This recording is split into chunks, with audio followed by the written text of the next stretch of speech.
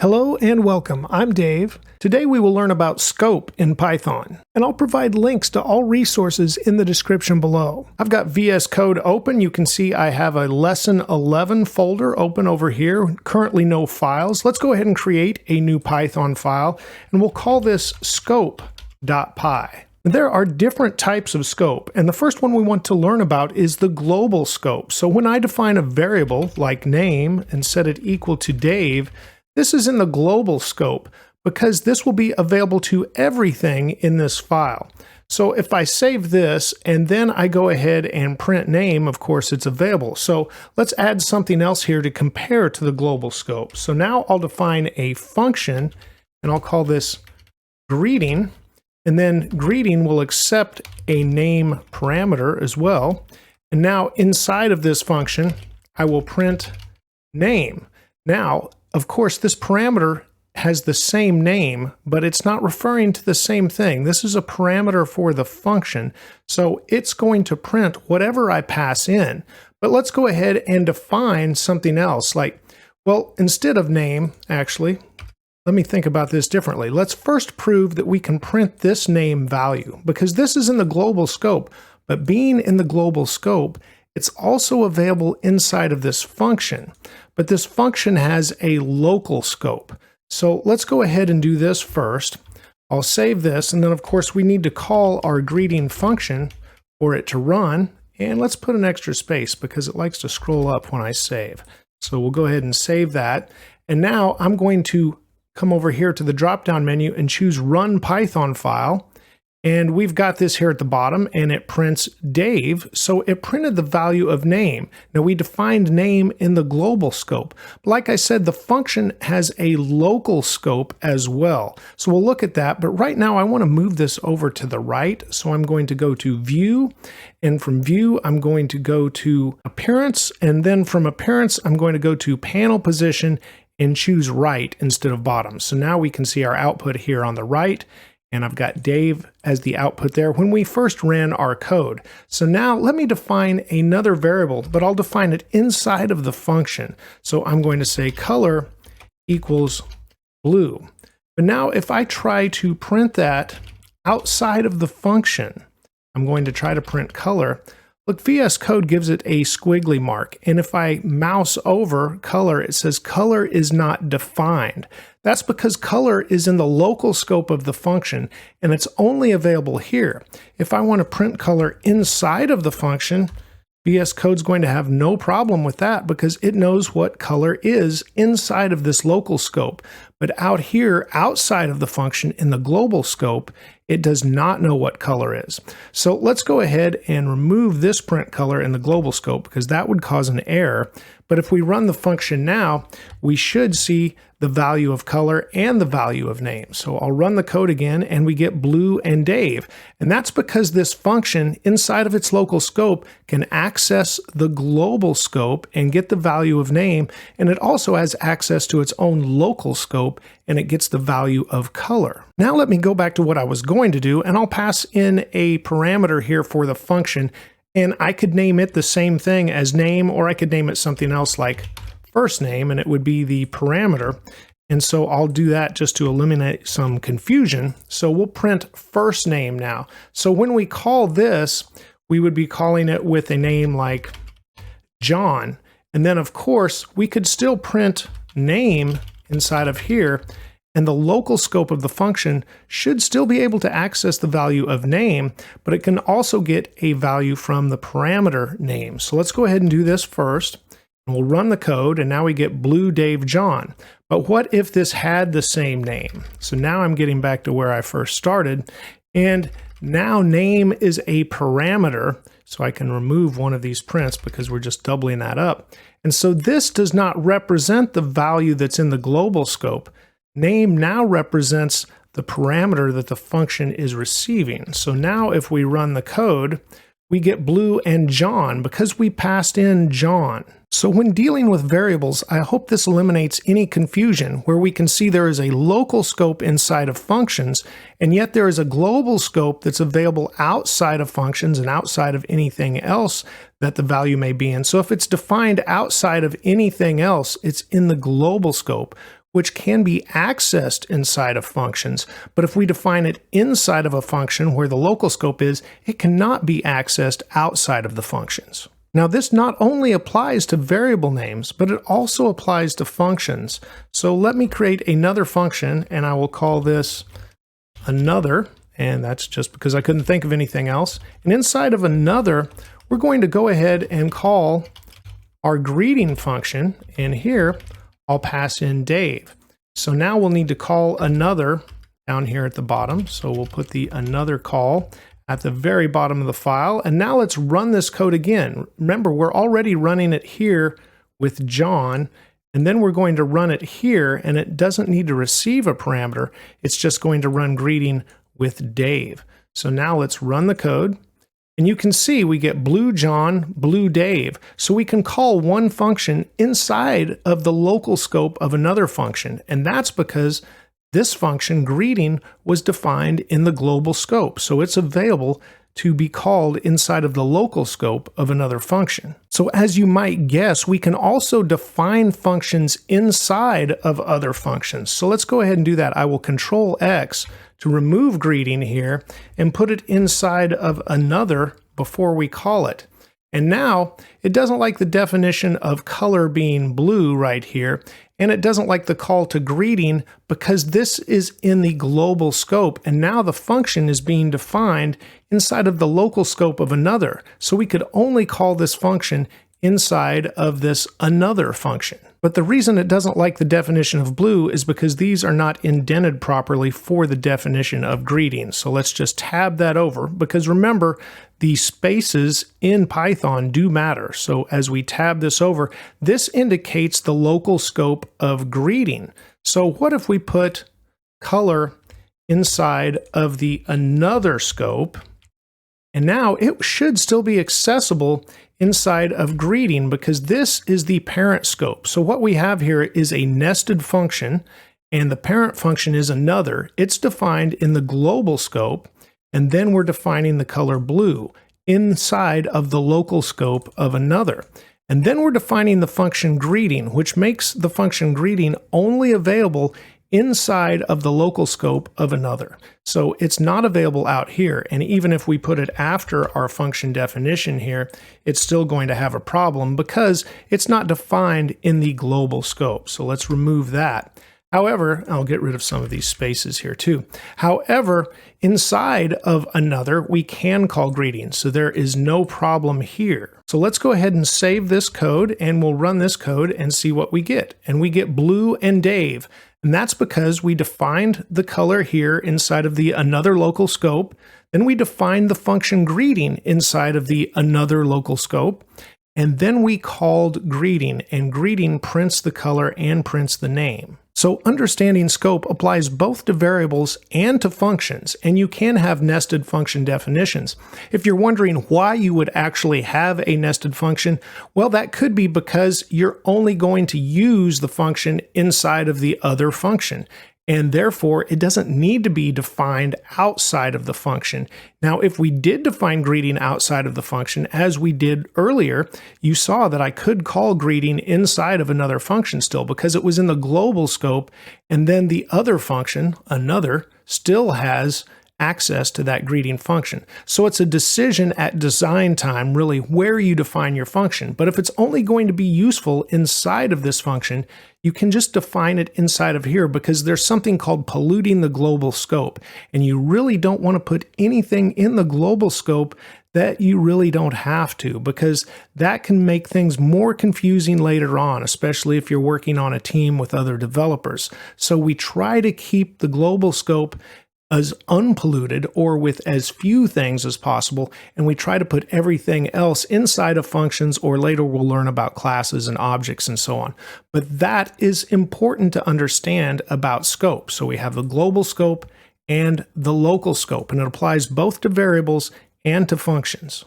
Now, one more thing we haven't looked at is what if we want to modify the assignment of a variable inside of a function, but the variable was initially defined in the global scope. So let's put another variable out here, and I'll just call this count and set it equal to 1. So this is a global variable And now if I try to define count inside the function, so I'll say count equal to 2, and then let's go ahead and print count right here inside of the parent function. So we'll print count.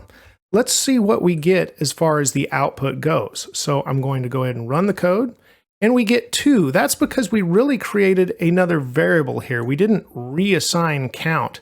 That's because we can't reassign that easily. So we need to use the global keyword. But notice if we do, what happens is we have an error here. We can't just do this all in one line. So global count.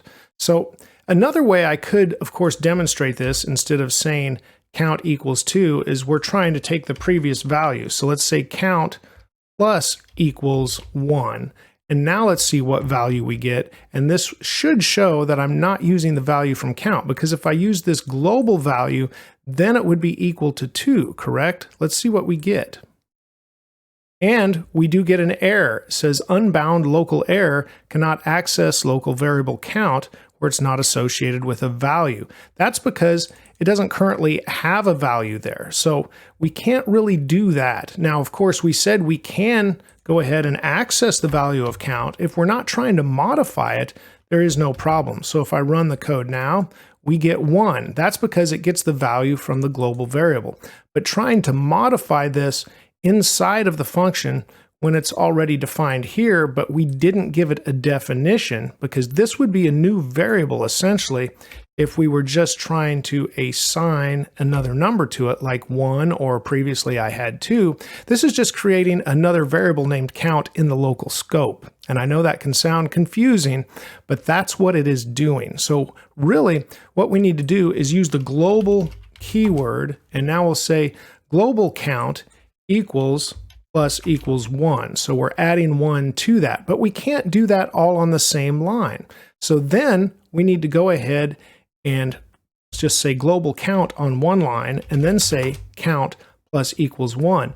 Now it's going to go ahead and be happy about that. So now we'll run the code again, and you can see we get 2 because it added 1 to the value of the global count. But we had to use that keyword before we could modify the global value. So I know that may be a little difficult to wrap your head around at first, but what you need to understand is that if you just assign count inside of this another function's local scope, you're essentially creating a new variable named count, and you're assigning a value to it.